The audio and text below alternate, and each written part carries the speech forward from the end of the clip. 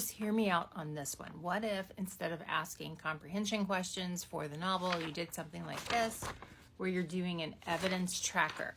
So basically, there are 4 things that they would look for in each chapter. They would, it's like they're collecting treasures along the way.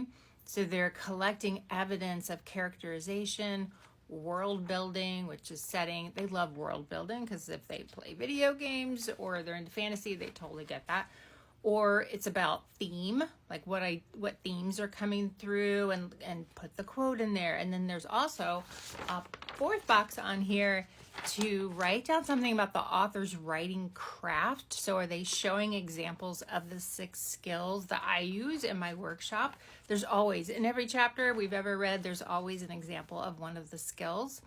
And then they collect these throughout the whole novel reading.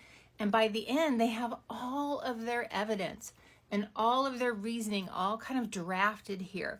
When they decide on which topic they want to do, they pick one of these boxes. Do I want to write about characterization, setting, or theme?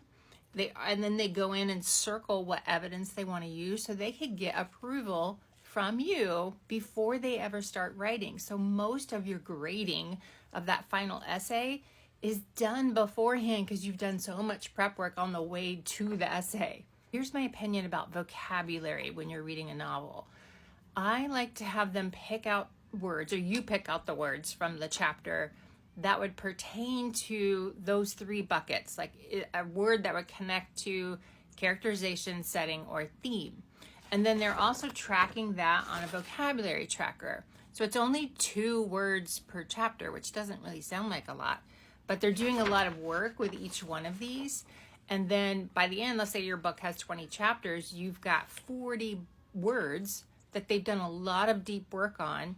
And then they go through and pick 5 of those words that they will then use in their final essay. So now they're actually taking that vocabulary and using it authentically. And for comprehension questions, when it comes to literature, I like to use short stories or excerpts, and I often will use Common Lit.